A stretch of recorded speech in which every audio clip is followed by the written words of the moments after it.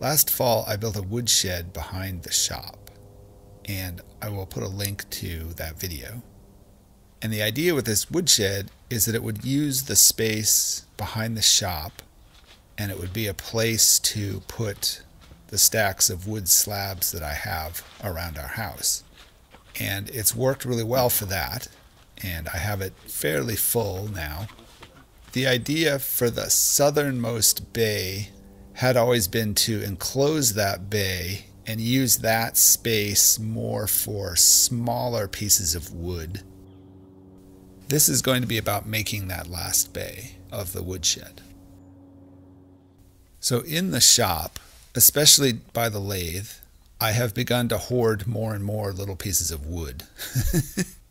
It's getting out of hand. In fact, it's really getting to the point where it's dangerous, where I trip over these. That really can't happen in a wood shop. So what I really need is a space where I can put this wood that I don't quite want to get rid of, but I don't really have a space for in the shop itself. So I started by cleaning up the bay that I was going to enclose. I found about $300 worth of 2x4s. The first thing to do was to make the floor. And I found a half sheet of 3/4 inch plywood that was sitting in that bay. I think I had been using it as a platform to stand on. That would work perfect for half the floor. I notched the corners to fit around the posts, then just screwed that piece of plywood into place. Under our back porch, I have some things stored. Part of the idea for the woodshed was to make a place for this stuff, which still hasn't quite gotten over there yet. I found some more pieces of plywood, which I thought were 3/4 inch, but it turned out they were slightly thinner than that. So I made some shims to go on the joists. And with those shims, I could make the top surface of the two different pieces of plywood flush. And as this section of the floor will mostly be under some shelving and the plywood's thick enough to walk on, it seems fine as floor material. I had to cut down the final piece to fit, and I notched the corners for that as well. Then that can go in place. I had a few more bolts to add to the structure down at this end. At this point, I needed some more building material. And I remembered that I had made the kids' play structure from the scaffolding that I had made to do the ceiling in the shop originally. 10 years ago, I made the kids a play structure, which was a platform with a sandbox underneath it. And the sandbox worked sort of as a big weight to hold everything down. The thing that I liked about this was that I wrapped the ladder all the way around, so you could climb up the play structure wherever you wanted. We'd kind of talked about taking the play structure down as the kids don't really use it much anymore. It was the perfect opportunity to gain some material for the woodshed. And I was kind of mean in that I had the kids help take down their own play structure. It was all put together with screws, so it wasn't too difficult to take it apart. And the pieces of wood that make up the play structure weren't damaged as we took it apart. I will do the sandbox at some later date. The first thing I wanted to do with some of this lumber from the play structure was to make the angled supports for this last bay. I had never done this for this bay, as I had figured I was going to make the exterior walls wrapping this shed with OSB or plywood, and that would give me lots of shear strength at this end of the woodshed. I wouldn't need these triangular supports, but I think I'm going to do the exterior walls in a different way as plywood has gotten so expensive. So I decided I needed these triangular supports at this end of the woodshed. Another plan for the shed was to have a sliding door And for that sliding door, I need to hang a track for the wheels for the sliding door hardware to run on. And to mount that track, I need some kind of material up above the door. So I needed to add a 2x6 at the door location on the outside wall of the shed. So I attached a 2x6 by hanging it in the middle with a 2x2 strut. Then I attached the corners with steel angle brackets. And in the end, the shelving system vertical support will also provide 2 more attachments for this 2x6 above the door. So I started working on the shelving that was going to go in the new shed. And I had 11 of the shelves left from our old storage room, which became the craft room. When we started working on the basement project, we took these storage shelves apart, and I used a bunch of them in our new storage room. I have 11 left over, which I can use for the new shed.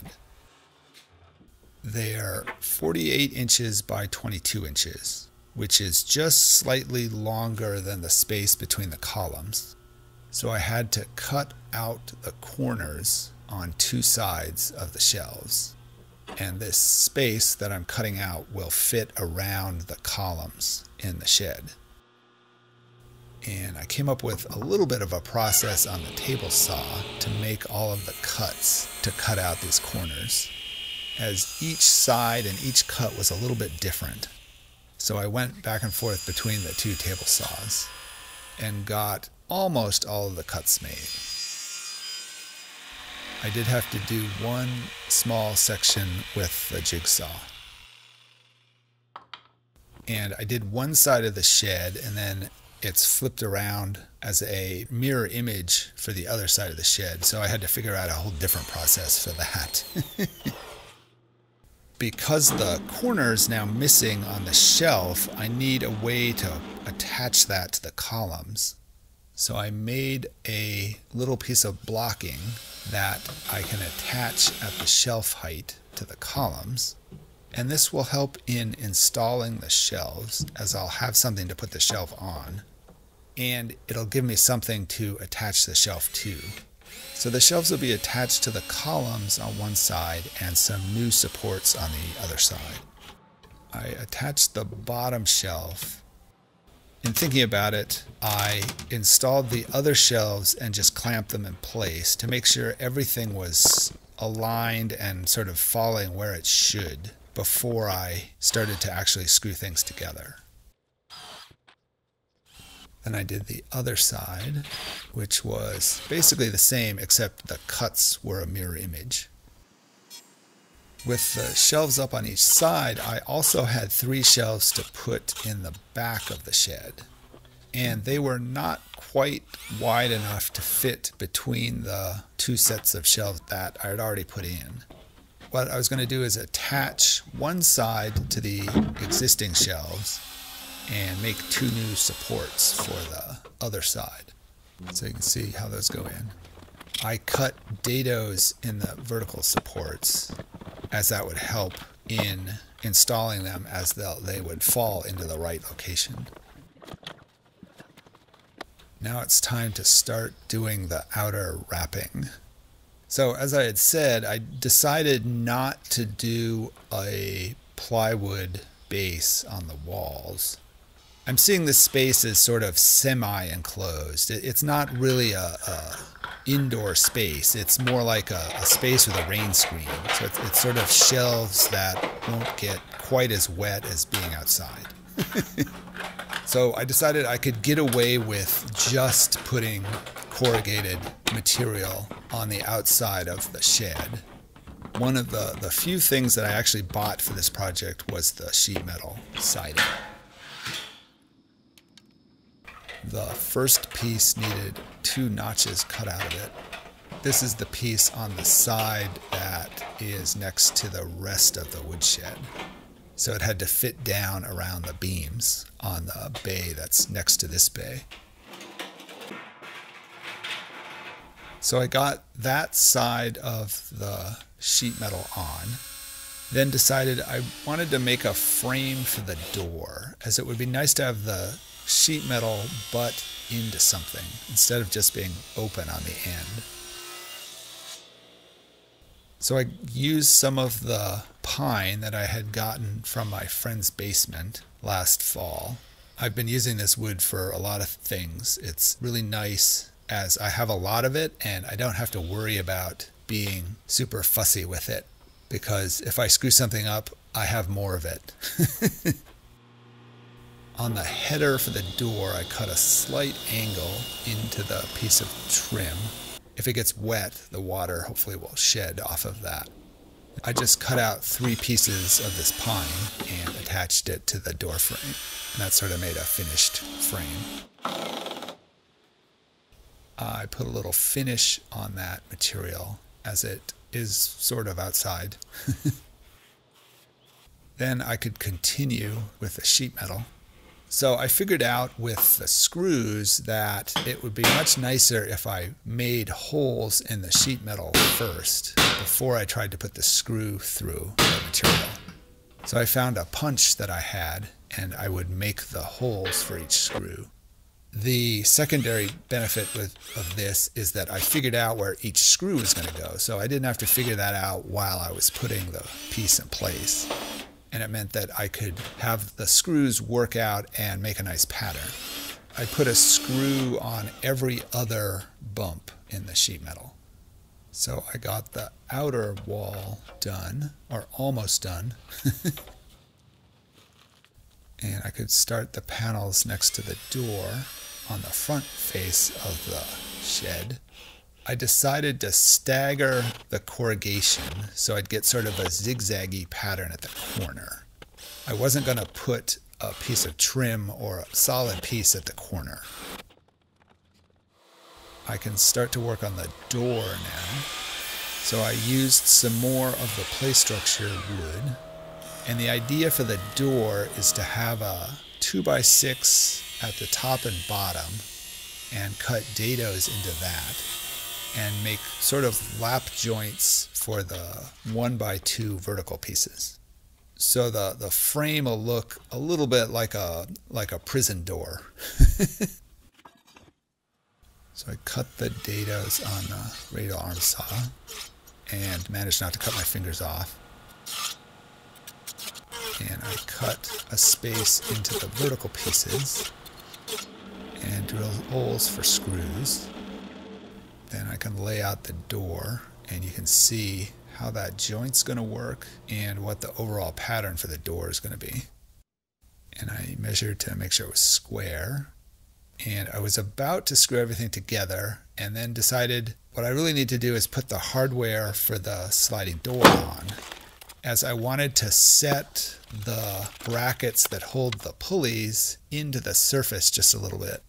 The way I think they want you to do this door is that the bolts and the brackets are sort of decorative, but I'm going to run the corrugated sheet metal over this bracket. So I actually want the bolts to sit below the surface for the sheet metal and below the surface on the back. I really want everything flush instead of sticking out like they have it. So I used shorter bolts and I sank those bolts into the material. And the bracket is cut into the material just a little bit too. And the vertical pieces are a little bit proud of the horizontal piece. So what all of this should do is give me a little space for the bolt to go under the sheet metal. And this is the back. You can see how the bolt is sunk into the material. It won't catch on the shed as it moves back and forth.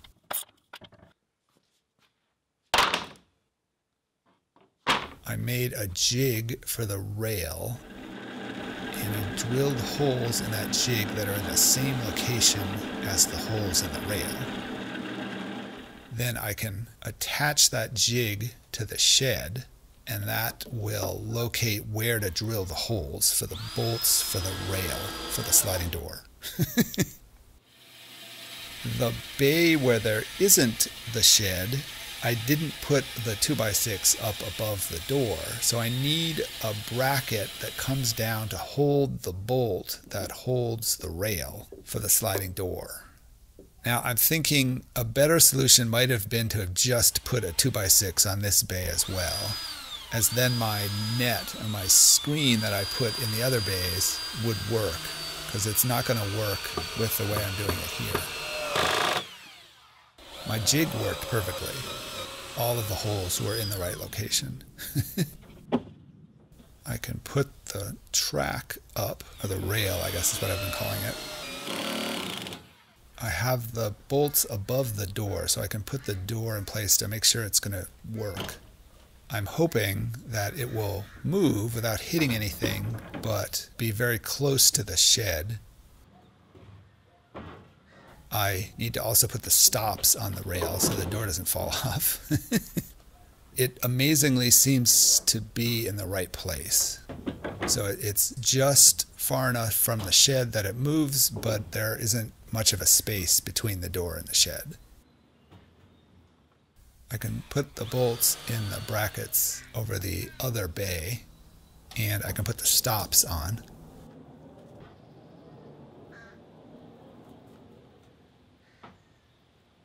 Now I can put the sheet metal on the door, and I started doing that, and then in looking at it, I really should put trim on the sides of the door, just like the door frame has. So I cut some more of the pine, and I put finish on it, and I threw some finish quickly on the door. I figured out quickly that when you're up on a ladder working on a sliding door, you can just move the door to get to different parts of it instead of having to go up and down the ladder. Now I can attach the trim to the side of the door, and I can start to add the sheet metal to the door. Same process by making the holes and then attaching it with screws. So I put the first 3 pieces on, or 75% of the sheet metal on the door, and then decided that what would be nice is to have the door be a little longer on the bottom, and I could cut the track into the bottom of the door. That would allow me to use the little fin piece that keeps the door from moving in and out from the opening. So I took the sheet metal off, brought the door inside, trimmed the bottom, then made a 2x6 that would fit onto the bottom of the door. And this would extend the door down enough to where the bottom of the door would be flush with the bottom of the structure on the shed. So I could use the latch that I wanted to use, and I could attach that little fin piece. I wanted the face of this new piece to be flush with the vertical supports, so it would be in the right location to hold the sheet metal. So I shimmed it up just a little bit before I clamped it in place, then attached it with pocket screws. And I took the door back outside again. And put it in place again. This is probably the 4th or 5th time I've put this up, but it just drops into place, so it's not hard. Putting the sheet metal back on wasn't hard. I just had to put it on a little lower than it was before. The other thing lengthening the bottom of the door did is it meant I didn't have to cut the top piece. 4 sheets fit perfectly. And the bolts for the brackets that I had worked so hard to make flush fell at the bump part of the corrugation, so there was plenty of room for the bolts. The very last little piece of sheet metal was a triangular piece on the end wall. We had talked about putting a piece of polycarbonate up here just like the shop, but I didn't have an extra piece of that. I didn't want to go and buy a big piece of polycarbonate just to use a little triangle of it, so I just used sheet metal. I can make the piece that the little fin will attach to, and this will sit under the door. And this little fin will ride in the slot that I have at the bottom of the door. And this will keep the door from moving in and out, or swinging, I guess.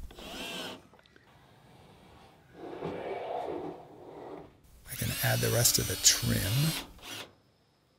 And I have a little toggle clamp.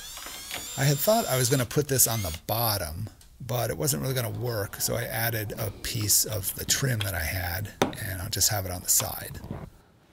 Now that the shed is done, I talked Calvin into helping move some of the little pieces of wood out to the new shed. And it's definitely getting much more cleaned up in the shop, which is really nice.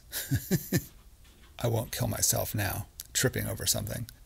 So we cleaned up a good bit of what was in the way in the shop, and I probably only used about 40% of the space in the shed. That's kind of nice. There's lots of room for future stuff. Also, I know the fear is that projects that I have in mind for these different pieces of wood are going to get forgotten about as they're not underfoot all the time. What I hope is I can go out and just open the door and look, and I can kind of see everything at once.